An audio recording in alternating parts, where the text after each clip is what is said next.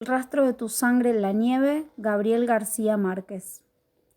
Al anochecer, cuando llegaron a la frontera, Nena Daconte se dio cuenta de que el dedo con el anillo de bodas le seguía sangrando. El guardia civil, con una manta de lana cruda sobre el tricornio del charol, examinó los pasaportes a la luz de una linterna de carburo, haciendo un gran esfuerzo para que no lo derribara la presión del viento que soplaba de los Pirineos. Aunque eran 2 pasaportes diplomáticos en regla, el guardia levantó la linterna para comprobar que los retratos se parecían a las caras. Nena Daconte era casi una niña, con unos ojos de pájaro feliz y una piel de melaza que todavía irradiaba la resolana del Caribe en el lúgubre anochecer de enero, y estaba arropada hasta el cuello con un abrigo de nucas de bisón que no podía comprarse con el sueldo de un año de toda la guarnición fronteriza. Billy Sánchez de Ávila, su marido, que conducía el coche, era un año menor que ella, y casi tan bello, y llevaba una chaqueta de cuadros escoceses y una gorra de pelotero. Al contrario de su esposa, era alto y atlético, y tenía las mandíbulas de hierro de los matones tímidos. Pero lo que revelaba mejor la condición de ambos era el automóvil platinado, cuyo interior exhalaba un aliento de bestia viva, como no se había visto otro por aquella frontera de pobres. Los asientos posteriores iban atiborrados de maletas demasiado nuevas y muchas cajas de regalo todavía sin abrir. Allí estaba, además, el saxofón tenor que había sido la pasión dominante en la vida de Nena Daconte antes de que sucumbiera al amor contrariado de su tierno pandillero de balneario. Cuando el guardia le devolvió los pasaportes sellados, Billy Sánchez le preguntó dónde podían encontrar una farmacia para hacerle una cura en el dedo a su mujer. Y el guardia le gritó contra el viento que preguntaran en Hendaia, del lado francés. Pero los guardias de Hendaia estaban sentados a la mesa en mangas de camisa, jugando barajas mientras comían, pan mojado en tazón de vino, dentro de una garita de cristal cálida y bien alumbrada, y les bastó con ver el tamaño y la clase del coche para indicarles por señas que se internaran en Francia.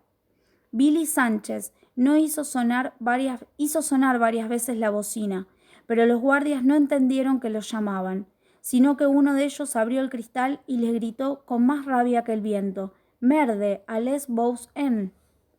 Entonces Nena Daconte salió del automóvil envuelta con el abrigo hasta las orejas y le preguntó al guardia, en un francés perfecto, dónde había una farmacia. El guardia contestó por costumbre con la boca llena de pan que eso no era asunto suyo y menos con semejante borrasca, y cerró la ventanilla.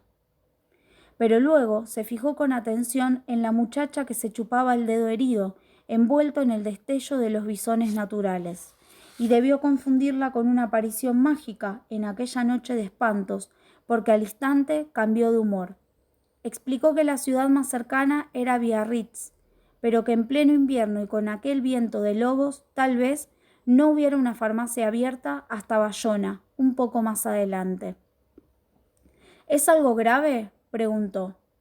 Nada, sonrió Nena Daconte, mostrándole el dedo con la sortija de diamantes, en cuya yema era apenas percibible la herida de la rosa. Es solo un pinchazo.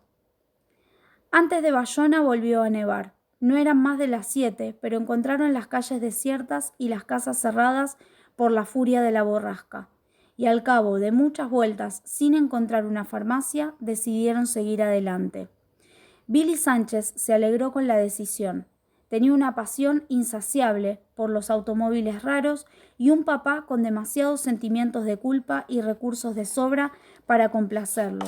Y nunca había conducido nada igual a aquel Bentley convertible de regalo de bodas. Era también su embriaguez en el volante, que cuanto más andaba, menos cansado se sentía.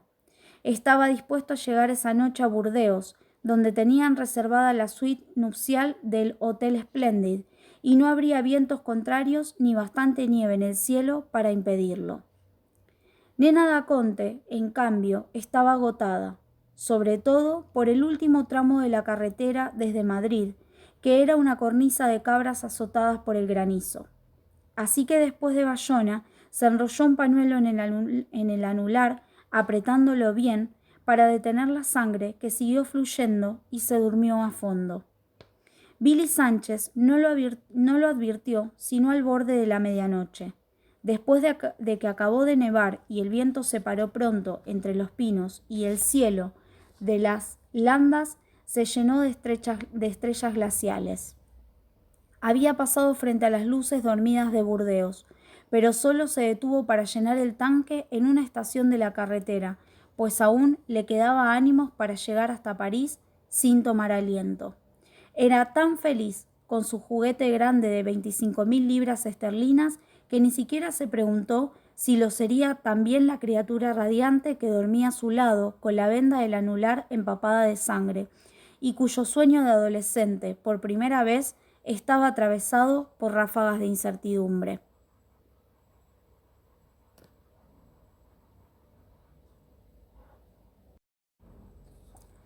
Se habían casado 3 días antes, a 10.000 kilómetros de allí, en Cartagena de Indias, con el asombro de los padres de él y la desilusión de los de ella y la bendición personal del arzobispo primado. Nadie, salvo ellos mismos, entendían el fundamento real ni conoció el origen de ese amor imprevisible. Había empezado 3 meses antes de la boda, un domingo de mar en la que la pandilla de Billy Sánchez se tomó por asalto los vestidores de mujeres de los balnearios de Marbella. Nena da Conte había cumplido apenas 18 años. Acababa de regresar del internado de la Chatelaine en Saint-Blaise, Suiza, hablando 4 idiomas sin acento y con un dominio maestro del saxofón tenor, y aquel era su primer domingo de mar desde el regreso. Se había desnudado por completo para ponerse el traje de baño cuando empezó la estampida de pánico y los gritos de abordaje en las casetas vecinas.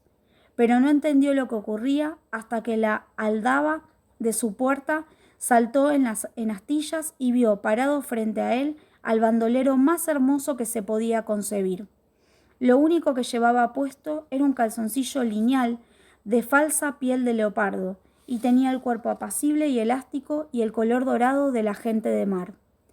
En el puño derecho, donde tenía una esclava metálica de gladiador romano, llevaba enrollado una cadena de hierro que le servía de arma mortal y tenía colgado del cuello una medalla sin santo que palpitaba en silencio con el susto del corazón.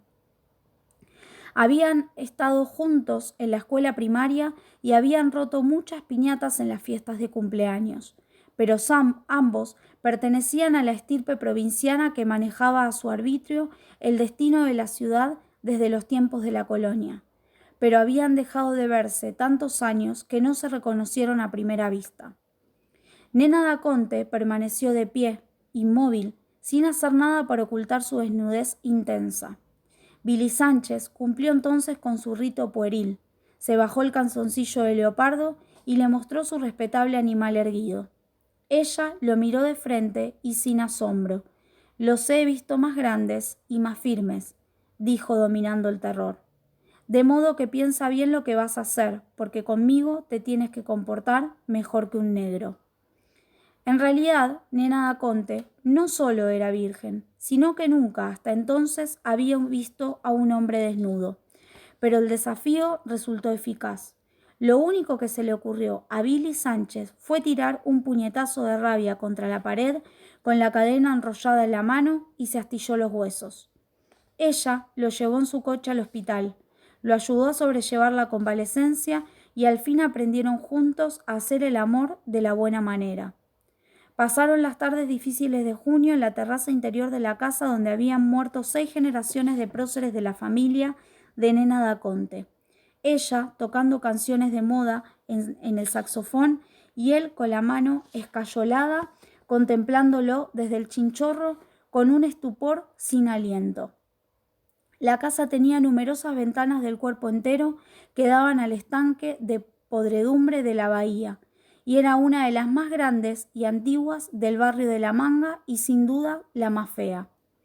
Pero la terraza de baldosas ajedrezadas donde Nena da Conte tocaba el saxofón era un remanso en el calor de las 4, y daba un patio de sombras grandes con palos de mango y matas de guineo, bajo los cuales había una tumba con una losa sin nombre anterior a la casa y a la memoria de la familia. Aunque los menos entendidos en música pensaban que el sonido del saxofón era anacrónico en una casa de tanta alcurnia.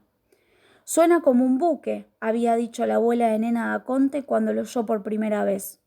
Su madre había tratado en vano de que lo tocara de otro modo, y no como ella lo hacía, por comodidad, con la falda recogida hasta los muslos y las rodillas separadas, y con una sensualidad que no le parecía esencial para la música. «No me importa qué instrumento toques», le decía, «con tal de que lo toques con las piernas cerradas». Pero fueron esos aires de adioses de buques y ese escarcimiento de amor lo que le permitieron a Nena da Conte romper la cáscara amarga de Billy Sánchez. Debajo de la triste reputación de bruto que él tenía muy bien sustentada por la confluencia de dos apellidos ilustres, ella descubrió un huérfano asustado y tierno. Llegaron a conocerse tanto mientras se le soldaban los huesos de la mano que él mismo se asombró de la fluidez con que ocurrió el amor cuando ella lo llevó a su cama de doncella una tarde de lluvias en que se quedaron solos en la casa. Todos los días, a esa hora, durante casi 2 semanas, retozaron desnudos bajo la mirada atónita de los retratos de guerreros civiles y abuelas insaciables que les habían precedido en el paraíso de aquella cama histórica. Aún en la pausa de amor, permanecían desnudos con las ventanas abiertas, respirando la brisa de escombros de barcos de la bahía, su olor a mierda y oyendo en el silencio del saxofón los ruidos cotidianos del patio, la nota única del sapo bajo las matas de Guinea, la gota de agua en la tumba de nadie, los pasos naturales de la vida que antes no habían tenido tiempo de conocer.